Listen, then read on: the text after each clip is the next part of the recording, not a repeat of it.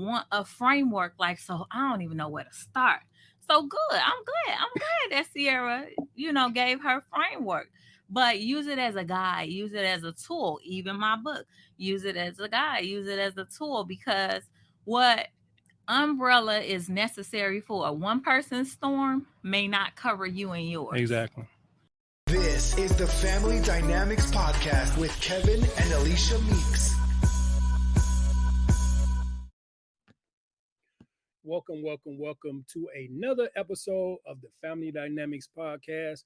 We are in our home studio, and once again, I am sitting next to my beautiful wife, Alicia Meeks. Hey, y'all. Hey. Today, we have a topic, and it's about the Ciara's prayer. Everybody knows Ciara, Russell Wilson's wife. Everybody looks up to Russell Wilson and Ciara, blah, blah, blah. And we're talking about the Ciara's prayer. This has been trending this week all over. And before I give it to my wife, like, I'm not really opposed to like prayer. Like, I think that prayer is very necessary, but there has been some back and forth and some difference of opinions about the Ciara prayer. So, I'm going to start off by reading it for the people who may be unaware, but Ciara is a celebrity, and a lot of people envy her marriage, even though they don't know what goes on behind closed doors, but they seem like a happy couple. Keyword seem, because you just never know what's going on behind someone's closed doors. So I don't envy their marriage. I don't really know much about it because I'm not a fan. But this week, the prayer was going all over and everybody was so hyped, reposting it and sharing it. And Ciara prayer, this is what she said. And so I'm going to just read out what she said. She says, I pray the next man of my life will be my husband. I pray he loves me, leads me, guides me, reassures me. I pray that he holds me. I pray that I have everything I want and need in him. I pray he will love me the way you love me. Your love is unconditional. You are the way, the truth, and the life. In you, there's hope. Lord, you say love is patient, love is kind, it does not envy. I believe in this pure love. This is what I want, Lord. Thank you for reminding me who I am. I am a queen. I deserve to be treated like one. I am a warrior. I will get up. I'm a child of God. I'm everything you say I am. I am an overcomer. I'm built for this. Lord, I'm ready. So, one of the key things in her prayer was she quoted 1 Corinthians, which the part that I'm going to highlight is it does not envy. So I don't envy Ciara's prayer. That's a nice prayer. And kudos and happiness ever after to them. But Ciara's prayer didn't work for me because I pray for myself. I have my own relationship with God. And I just feel that we all have different needs and wants, desires of our hearts. So with that being said, I wouldn't be so quick to go and repeat Ciara's prayer. That was specific to her and her life. Yeah. So, we are, believers in God. But even if you're not a spiritual person, I would just say, write down what's important to you. Write down your heart. Take a moment in silence and write your own prayer down. Talk about what you want in a man, what you want in your future, what you desire. Think about the things that you do not want. Say that too. You know what I'm saying? So I just thought that was going to be a good topic today because it's been everywhere and I just didn't really get it. But let me ask you, like, is it about her praying or is it more about the contents of her prayer? It's about the content of her prayer, what she said. And so now everybody wants to say what she said. Well, the the one thing I would say about it is that a lot of people want certain things and they say, "Oh God, I want a husband or I want a relationship like this," but really don't know have a framework for prayer. And I think that on the positive side, that she gave people a framework that follows her and want what she has. Because here's the thing, like having something good or having a relationship good or having any possession good, you don't know that you like it until someone else presents it to you. And to introduce something sacred, something so useful, something that we use in our daily life as prayer, I think that that was good. But to actually take her words word for word, because that was something Exactly. of her heart, I think that now you're taking her relationship and presenting Idolizing it. right and presenting it to God. Because like you said, idolizing. Like a lot of people idolize her relationship, but don't have no clue what they do or what they go through or what they went through to even get to that stage. Exactly. So, but I I do. think it's positive. I definitely think it's positive that she told the world that she prays. I think it's positive that well, I just think it's great that she was that transparent. Write down her actual prayer and share that with the world.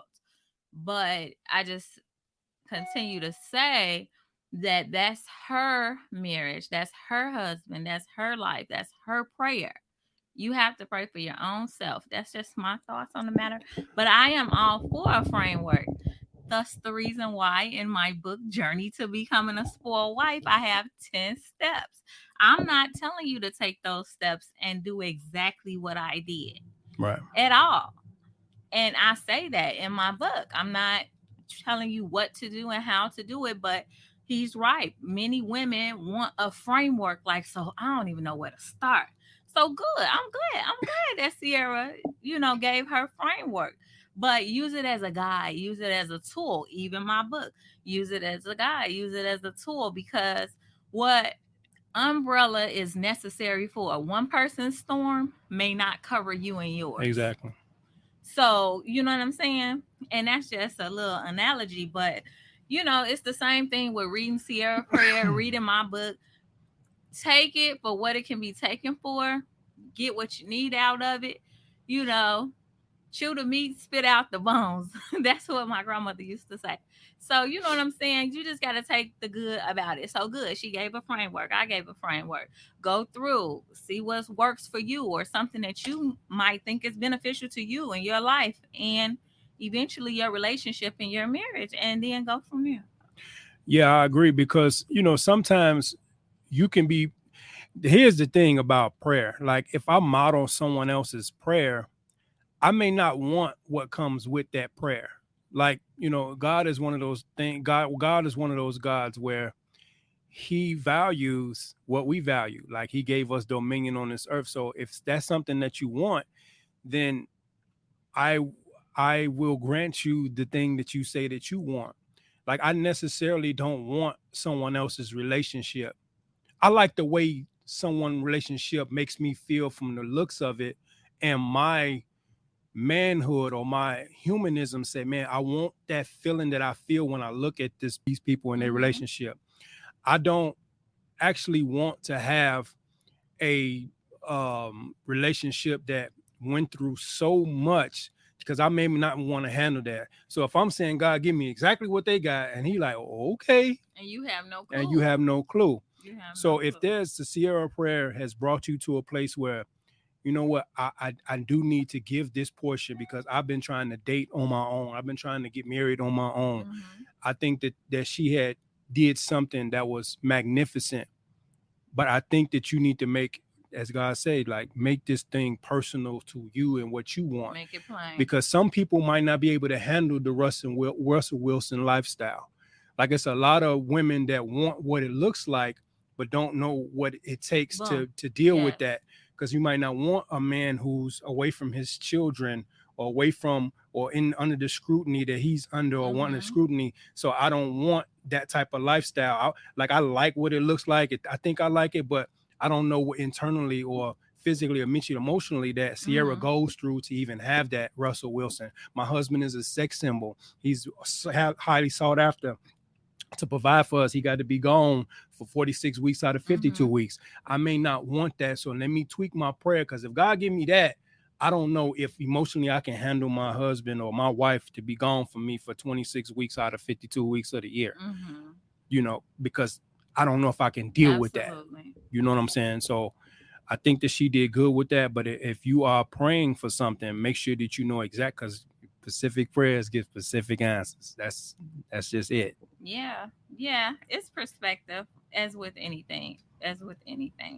So I just thought that was something that was trending this weekend. We should definitely touch on it because, I just wanted to give my thoughts and opinions about the situation. No, I think it was super great. I actually did not read her prayer. I actually listened to it the first time that you're reading it, because I pray and I don't. And this sounds harsh. Like, I don't actually need another person to usher me to something that I'm a believer. Like I'm actively doing. I mean, I like that she's introducing something that a lot of the world has forgot about, is to daily prayer, or to bring your issues or bring the things that you want to God. That's something that me personally don't need. But if that's something that someone else or one of our listeners need, hey, I think that that's a great thing. But make sure that you're making sure that God hears your heart and not Ciara's heart. Yeah. And that you have a relationship with God, because you get on the prayer line and he like, hello, who is this? Yeah. Yeah. He just like, hello, but he gonna take you as you are. But yeah. I'm just saying, you don't want to be saying Ciara prayer and Yeah. And you think you're gonna get it right, and you might get a Russell Wilson, because like me, I never would have had a prayer to say, oh, I want a Kim Kardashian, because I wouldn't want my wife to have to, and it's not no shade to her at all, but I just don't want that type of visual aids for the world to see, for that to be my wife. So I'm not praying for, oh man, I want a beautiful wife like Kim Kardashian. That's not what I want. So if Kanye, that's what you like, that's cool. But I don't want my wife on posters naked. So I don't have his prayer. I don't have his prayer for a wife. I didn't have his prayer for a wife, because I know I couldn't have dealt with that. So that's just not me. So I think that she was really trending, and I'm glad that she was trending for something positive like prayer, like prayer. That I think that was really, really good. And even after you get that thing, or you get this year's prayer, you got to stay in prayer, because I imagine if she's doing this on social media or for the world to see, the devil coming at them and their relationship and their marriage. Heavy and also maybe every aspect of but even that, I'm sure that her prayers have had to be turned up a lot from being with him, and him for her too. But I'm just saying, she's the one who put the prayer out there. So I'm saying for her, for him, like, her husband is a sex symbol. Her husband is highly scrutinized in the media. Her husband, is dealing with things with the child's father, that, and having to deal with that with Future. And I think they got a great relationship. I don't know. Everything is what we don't know. We don't know what's really happening. We know what they show, right? Just like with us. Yeah, you know. Only know what people only know what you show. Right. And who's gonna show all the negative? I mean, you can be a lot of people, even us, we put out blanket statements such as like, nothing is perfect, ain't been no crystal stairs. But I don't know, like, it's very detrimental to your marriage if you're out here putting on display the negative aspects of your marriage, your life, your spouse, your kids, just whatever. You know what I'm saying? That's very detrimental. So I know we don't know it all, because nothing is perfect under the sun. Nothing. Nobody, not even Ciara, y'all. Nobody's marriage is perfect, and nobody's relationship is perfect. So, you got to just have perspective when it comes to the whole situation. No, seriously. Like, if you've ever been married, this is not, and I think we was talking one time about, like, people will be so glorifying the day and the wedding and putting so much emphasis on, the dress, the suit, the day, the people who won't be there. And, we see these many shows where people are taking into account so much of the family and who gonna be there and what they're gonna think. Like, if this is your problem today, yes, you have a long road, because it's enough issues between the two of y'all for a lifetime, versus worrying about where mom-in-law, son-in-law, or daughter, or all of these other in-laws or cousins. Y'all got so many issues, and it just boggles me when I see some of these shows and reality shows and marriage shows that I'm worried about mom, I'm worried about dad, I'm worried about cousin, I'm worried about friends. Like, y'all, you have no clue the issues between the two of y'all. No one can show you, and I know I see a lot of these long engagements, 5 and 10 year engagements. No one can even show you the worst of them in those times until you get married and commit. Because even when you're in a dating stage, you're putting on, to a certain degree, the best of you. Like, people say, well, I've been with her for so long. Until you get married to her, or until you get married to him, he isn't committed to anything. Because there's levels to this. Yeah, there's levels to this. Levels to it. It's levels to this. You don't know what you're gonna deal with. And I know someone's saying right now and watching this, like, well, me and my husband, or me and my boyfriend, we done been through so much, and deaf. And I get that. And it's just not. It's a whole different feeling until you get married. It's just like when you speculate about, oh, when I have kids, until you have to deal with, until you just hypothetically, until you're in the moment and have to make a decision that you said in your mind, I ain't never dealing with, but your child is presenting that to you. Yes, indeed. You don't know. So when it comes back to Ciara's prayer, you don't know the basis of her prayer. Maybe she put that out for social media to remind herself of what she prayed about. Because today, this week, this year was not a good year for her marriage. And I'm not saying it's not, and I'm not speaking that on her, but sometimes that's the reason why we take vows, is to remind ourselves of our own commitment. So when she put that out there, maybe she was putting that out there for y'all to be accountable to what she said she wanted to do. Because this week, this month, and this year is not a good time for her and her husband. That's a different perspective. Very well could have been. You know what I'm saying? Very well could have been. So that's just my little, salt and pepper on it. Like, hey, because I'm married, so I understand what this is about. We have devotionals. We have so many books, and it reminds you of the things that you said you wanted, things that you said you was going to do, things that you said to God that you was going to do: love, honor, trust, respect, cover. You said you was going to do that. So sometimes we have to pray the things that we said to our spouse and God, and the world's like, oh, that's a great prayer. Hey, you don't know, I'm going through something rough, and I don't know if I can deal with it, but I have to remind myself. Sometimes you do have to remind yourself, because my friend Marianne will attest to this, that before Ciara's prayer came about, Oprah Winfrey had the love list.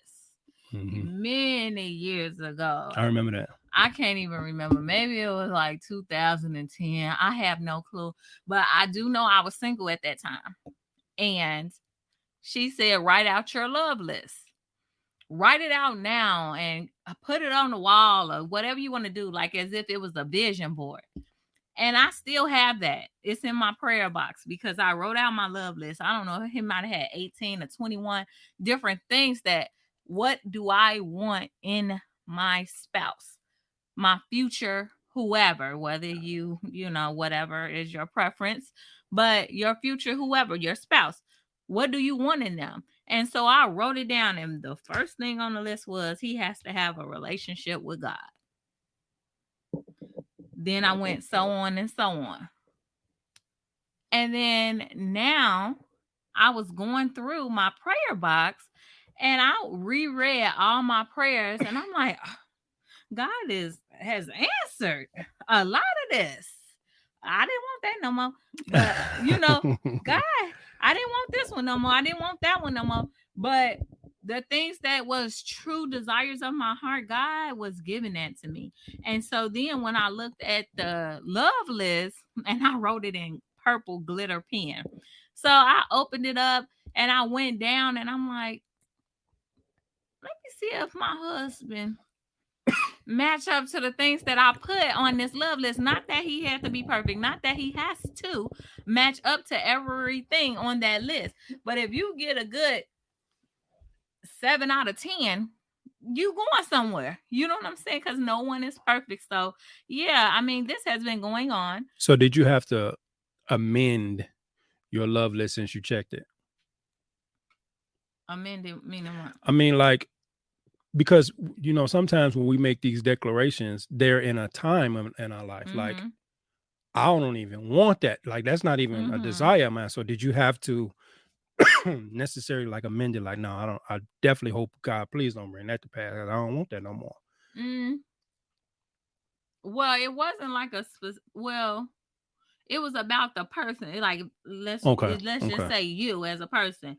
Like, I want you to be handsome. I want you to, love my daughter as if she was your own. Sure. So these are the checklist, things. Because that was the reason I was asking that, because maybe there were some things that hasn't come yet that this was the part of the list that was going to take a while. Like, this wasn't look at it and see, you know what I'm saying? But I didn't think about that. But you're right. But a lot of the lists you did meet the things that I pray for in a husband, the majority of the stuff. But I am gonna go back. But there were things that so you do recommend a love list or something similar to it? I recommend writing down anything, because I'm definitely for planners and